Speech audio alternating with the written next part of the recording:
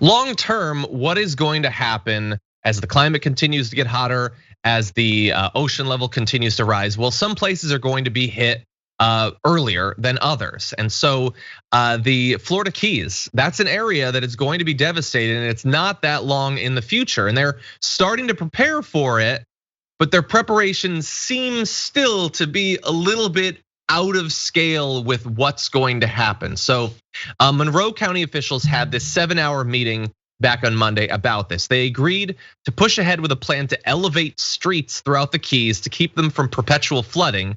But they admitted that they don't have the money to do so. They need something like $1.8 billion over the next 25 years to raise 150 miles of the roads in the Keys, to add more drains and pump stations and vegetation to absorb the seawater. The thing is, their county budget's not going to be able to cover the cost of all of those. And if they have to do a mass buyout of homes, which is definitely going to happen, these places are not going to be habitable. They're not going to be able to do that either. So they wanted Florida state lawmakers to levy a new tax to pay for it, but Florida state said, no, we're not gonna do that, we're not interested. And so right now, if the funding isn't found, there are going to be a lot of roads that you won't be able to traverse. There's gonna be homes you won't be able to live in. And all of this, by the way, this is just a brief little fix. They're gonna elevate those roads, they're gonna move some people, but that does not solve the problem. They will later have to abandon those roads even if they elevate them. The people they move, if they don't move them far enough, are gonna have to move again, and more homes will need to be cleared away. So you're starting to see areas in Florida, the lower lying areas, kind of starting to acknowledge what's happening, but not really understanding the scope of this thing. And you have no assist coming from the Florida state government because they don't even want to pretend that they get how bad this is going to be. Charles, anything about this? I think that these things are not as relevant to folks until they start to happen. The sense of urgency is what is going to dictate people's willingness to action. And I think in part, there are a few things that have really fueled the resistance to the climate change movement in terms of people not wanting to acknowledge the severity. Number one, misinformation and ignorance, right? Like people are just not informed at the level and to the degree that they need to be in order to make decisions around it. And number two, people are really like, so when's this gonna happen? I don't know if I'll be around then. I'll be all right.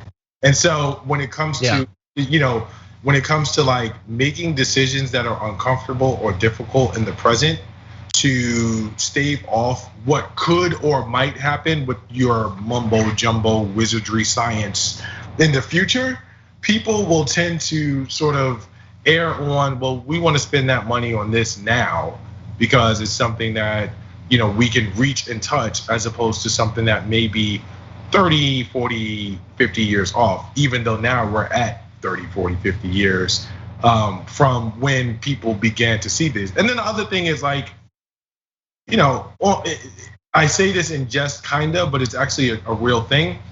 On a certain level, like entertainment has skewed our idea around how these happen. Like how many sort of weather climate movies have we seen where Morgan Freeman is the president and then like New York City freezes over? I know that was specifically one movie, but The Perfect Storm, The Day After Tomorrow, There Is No Tomorrow. I don't know. 2012.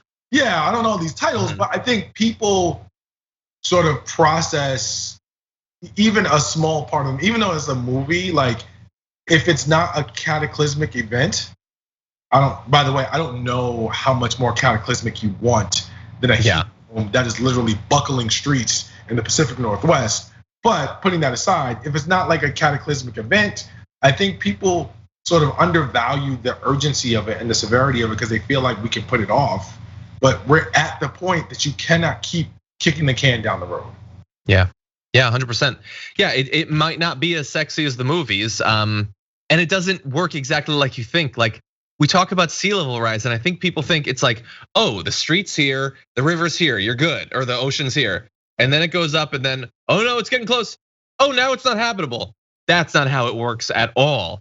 It's the storm hits you worse, and next year it hits you even worse, and then worse the next year, and it devastates you the next year. And that is long before it literally is above the street. And that is already happening. So Florida, like get it together. The localities, the state, they're gonna need federal aid. This is a massive effort. We're going to need to evacuate millions and millions of people. But so far, people are just sticking their head in the rapidly moistening ground and pretending that none of this is happening.